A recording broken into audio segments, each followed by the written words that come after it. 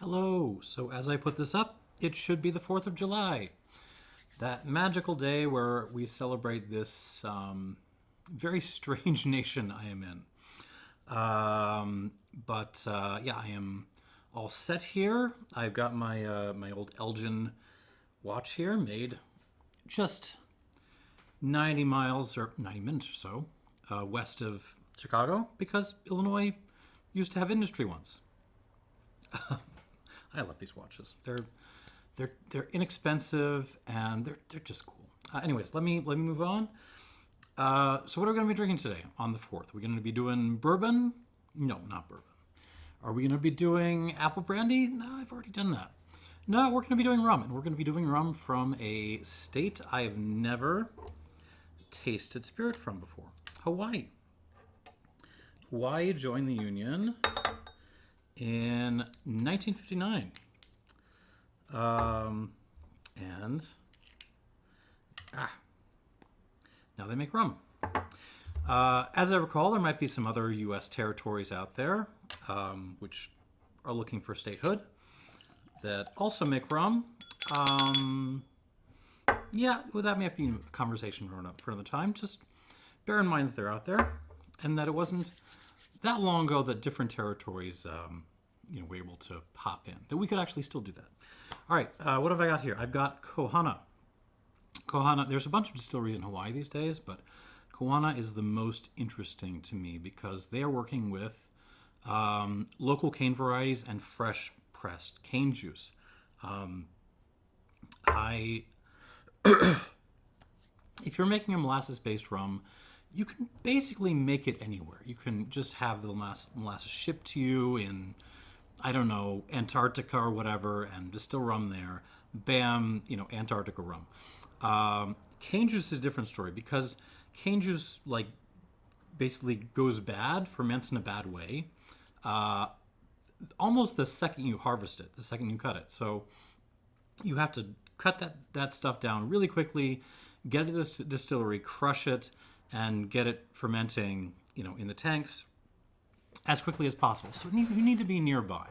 As a result, cane juice-based distilleries just tend to be, they tend to be where the cane is. And they also just have a little bit more of a sense of terroir to them, often. Now, I would love to try the unaged Kō Hana, but the only ones I could find are 40%, and I'm just not doing it, guys. I'm sorry. But we are going to try two aged expressions, which are bottled at significantly higher strength. Let me pull up my notes on this. I had them up before. There we go. We have got the Kila, aged in an ex-bourbon cask. This guy right here, at 60.5% alcohol.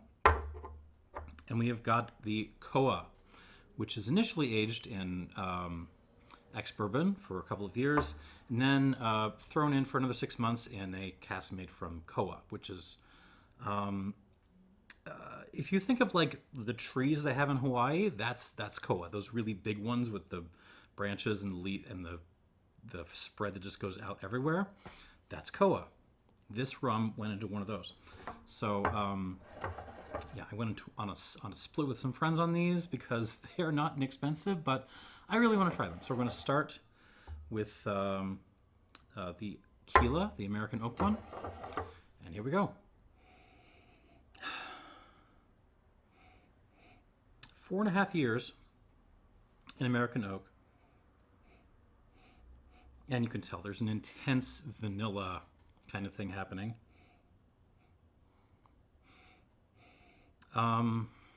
Little bit of Pepsi in there, but nice.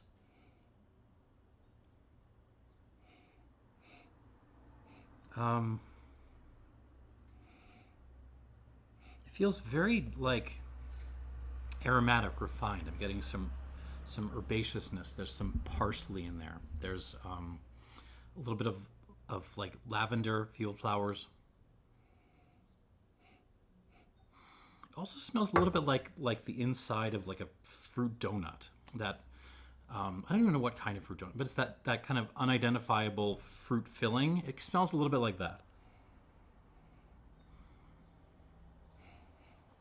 It's not, want to say cherry, but it's not exactly cherry. It's like red fruit preserve, something like that.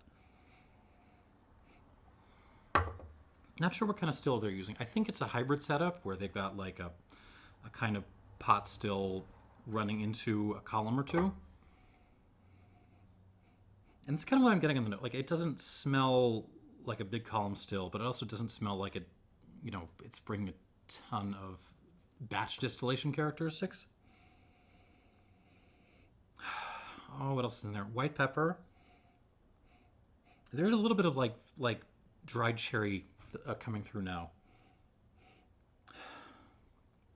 Almost some like tea leaves, green tea leaves. There's more kind of herbaceous stuff going on. It's not even really herbs. It almost smells more like, the flowers I mentioned earlier. It's almost more like I'm smelling like the stems and the leaves on the flowers as well. Nice. It's very soft nose for something that's over 60% alcohol. It smells very light. It smells very like floral, nice. It smells like a softie. I like it. It's very pretty on the palate.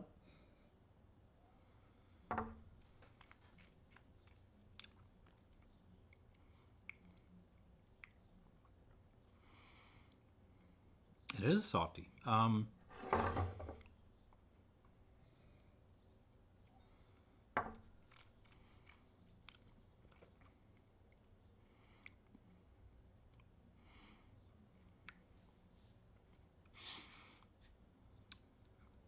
mean, it's a very good spirit. It's a beautiful spirit, but it's not a bomb.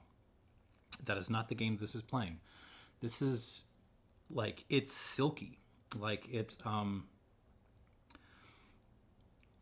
There's a fair bit of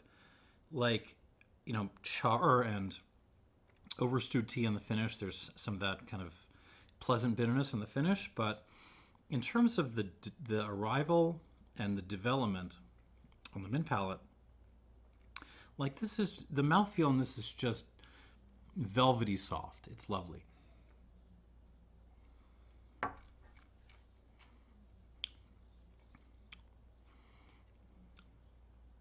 Yeah, clover honey. Kind of like slightly unripe strawberry, maybe. Let's go with that. Flowers again, boatloads of flowers, lavender, wildflowers, some dandelions in there, but also the stems, the leaves, maybe a little bit of like wild grass that has grown up really high. It's there's a little bit of ginger, but nice.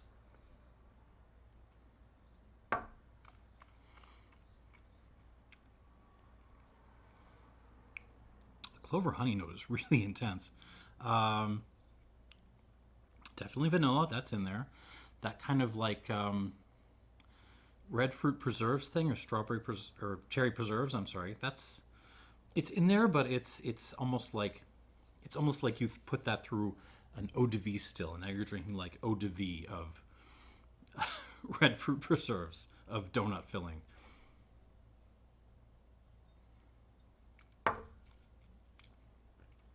Oh, here's one I don't get to use very often. Rosehip. There's some rosehip in this. It's black pepper as well. Different kinds of herbs. Sage, parsley, maybe some basil.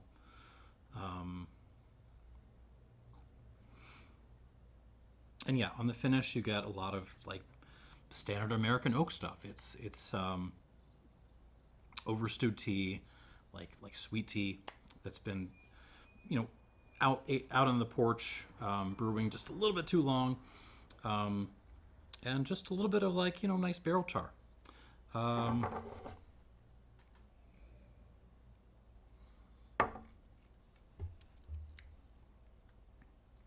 I usually don't comment on it because it's so ubiquitous. Every review of something at this kind of strength will say, and it doesn't drink like 60% alcohol, to the point where like, no, you just, if something is well made, it shouldn't taste like excessively boozy and hot. But this one, in this case, I will say that, like, even in the realm of doesn't taste like 60%, which is, I would say, the vast majority of things I drink at that strength, because they're pretty well made. This one drinks much softer than you would think it would, which I like. Okay, but this is not the one I was super duper excited about. That would be the Koa. 3, 4, let's do 5. I don't know. Let's see. I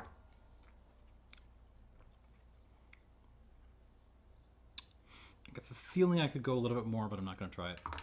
All right. The Koa. This is not inexpensive at all. But yeah, I've never had anything aged in Koa. Have you?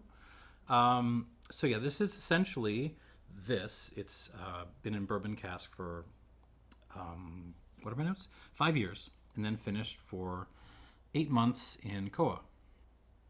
And they bottled at 50%, which is lower than the previous glass.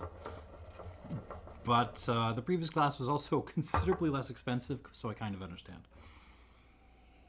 All right, on the nose.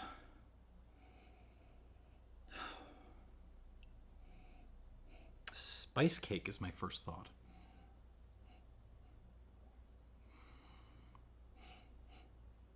Yeah, so imagine, you know that fruit filling thing I was talking about in the previous glass, the the red fruit donut filling? Imagine you took that and you smeared it kind of all over like a spice cake. And that's kind of what this smells like. There's a lot of coffee in here as well. Like, oh, what kind of coffee?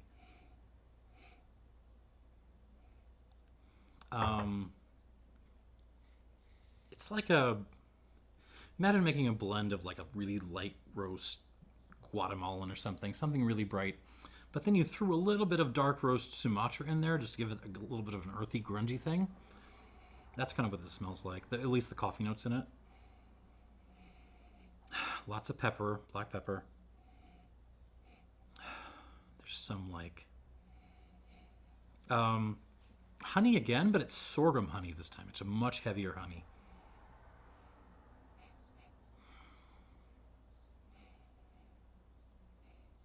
Hello. There's a little bit of like a pancake syrup thing, but nice.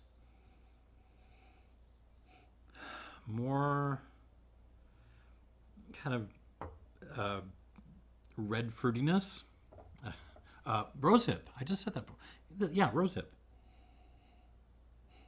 And those kind of like floral touches, the kind of like flowers, but whole flowers, including like stems and leaves and stuff. That's about all I'm getting out of it right now. It smells a lot like the previous glass with an overcoat of spice cake and like coffee. Nice. A little bit of there's a particular kind of cola, but I can't put my name to it. Like artisanal cola. Craft cola. On the palate.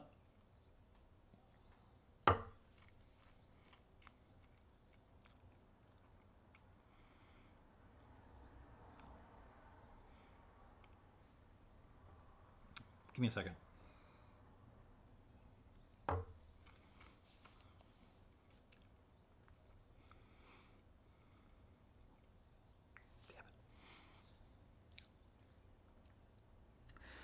I'm going to tell you my initial thought with this, and I'm going to try to give you some notes.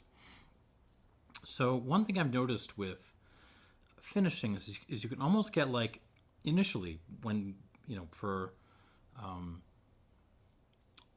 not for like full secondary maturations, but when things have just been in a finish for a couple of months, or maybe a little over a year sometimes, you can almost get like a canceling effect. It's like when two of the same sound waves kind of like move in and cancel each other, and you just start to hear less. That's kind of what's going on. It's I'm actually getting less character in this than the previous glass, but it doesn't feel like it's because it's less there. It feels like it's because what's there is just kind of not forthcoming, and I think it's because the spirit in the cask didn't have quite enough time to marry.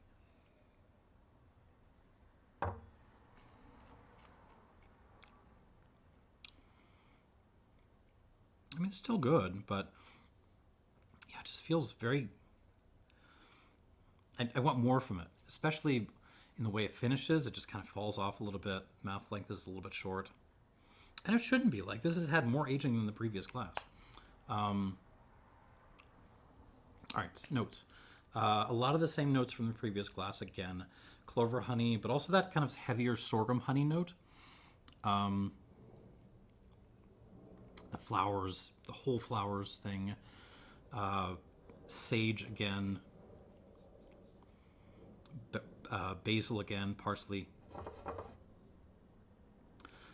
But then also like that kind of coffee note. It's almost more like a coffee liqueur note now, like a Mr. Black kind of thing.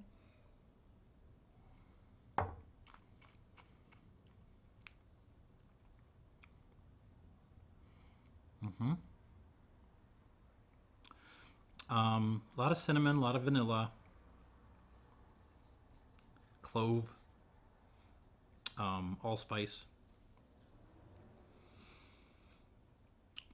I don't know. Like I was so ready to be on board with like, hey, aging in koa, aging in like not just standard American oak, but in like a native tree type. That is so cool to me.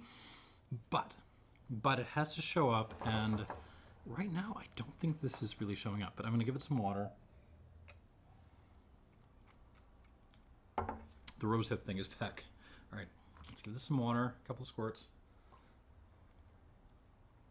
See if it wakes up a little.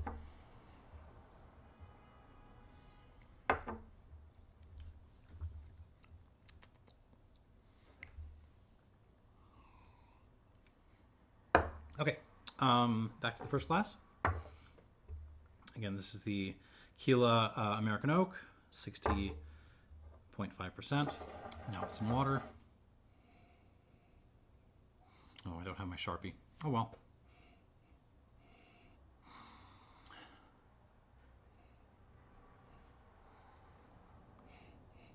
So I'm getting more of the cane now. There's more of an overt kind of dried grass element coming out now.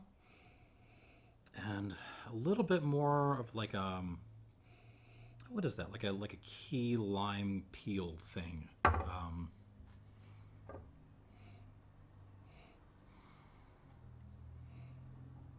Yeah, I'm digging this. There's some minerality coming out. There's like I'm smelling like maybe like some seashells or something. A touch of fennel, just to remind me that this is a rum. Yeah, this is really well made stuff. It's and it's very cool. The only thing I'm missing here is like a fire-breathing monster of an unaged rum that can sit right there, but sadly I haven't seen that yet. One day. On the palate.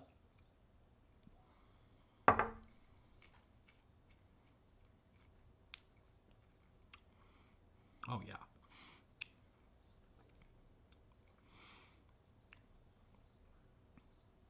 Honey and grass, and with a little bit of vanilla, and then on the development, it goes, and then suddenly it explodes into like, cough drops, a little Ricola, but also like some of those colored cough drops. I can never remember the name of the things, and this is really nice.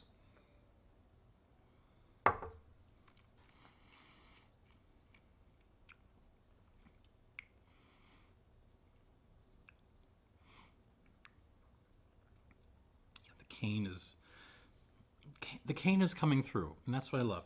A lot of the time, when I have agricole style rum, cane juice based rum, and it's been aged in American oak. It just tastes like a bourbon. This does not. This tastes like its own thing. It just happens to have been aged in American oak, and that's giving it a little bit of vanilla and a little bit of like that kind of back end sweet, overstewed sweet tea thing.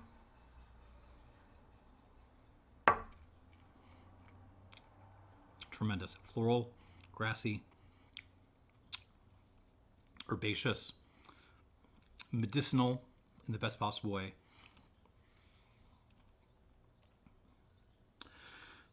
Yeah, this is terrific. It's not a big rum or anything like that. It's not like you could pour this at a party and it would just get lost in the mix. It's not something that's gonna shout at you and stand out and like a Hamden or a Claren or something like that. This is much more subtle. It's silky. It's well made. It's about nuance and I like it.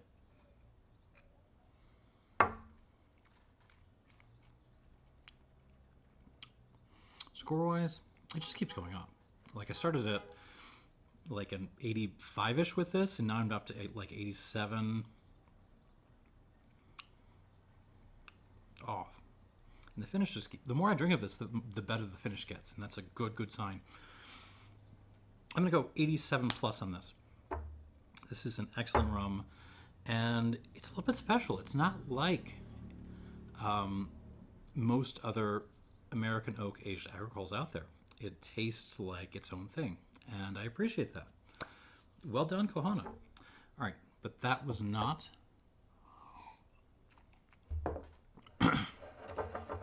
supposed to be the main event for this video. So let's try the Koa one more time. Now with a little bit of water. Ooh.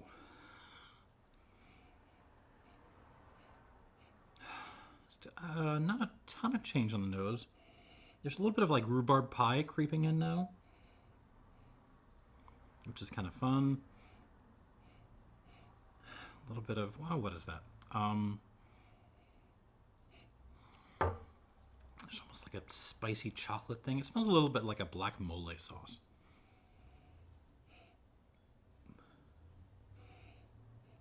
Cinnamon. Artisanal cola again.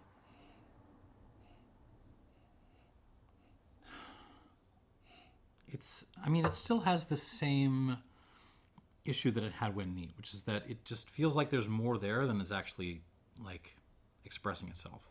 I know that sounds weird and like a contradiction, but that's the best way I can put it. On the palate.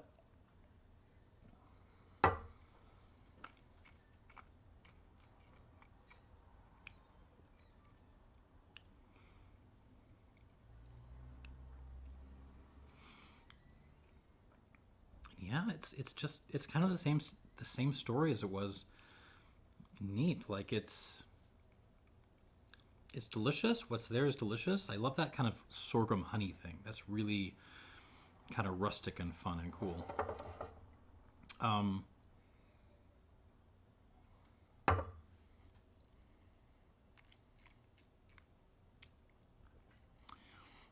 But it feels like it's just not showing up to play. It feels like the finish again just kind of like falls off pretty quickly, except for the tannins. The tannins hold on longer than the rest of the finish. In fact, the tannins have kind of kicked up since I added water. And the mouth length is pretty short. It's shorter than this one, and this one spent less time in wood than this one.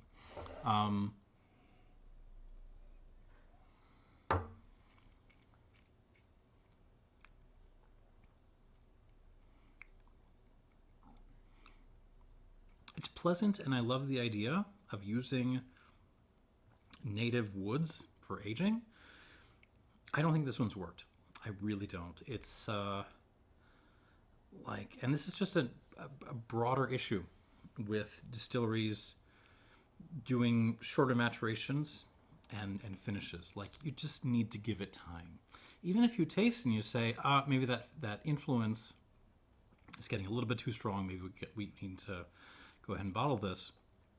I mean, I think a lot of the time that's just the wrong answer. I think it's no. Maybe the problem is you need to give it more time to let the elements that are already there marry a little bit more, and kind of learn to express themselves a little bit more.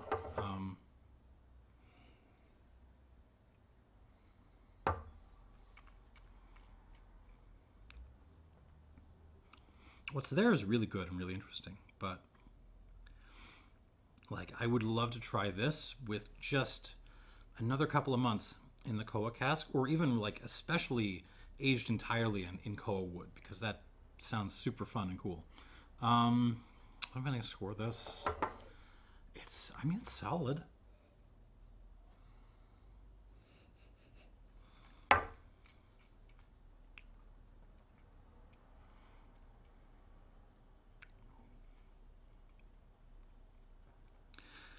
That's an 85 something. Yeah, let's just keep it flat 85. And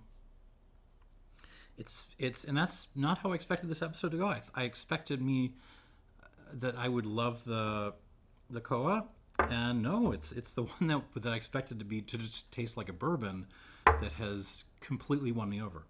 So yeah, 87 plus for the Kila, and 85 for the Koa here. And yeah, that is your American spirit selection for the day. Happy 4th of July. Go have a cookout. Go watch some sports or something. Thanks for watching, and cheers.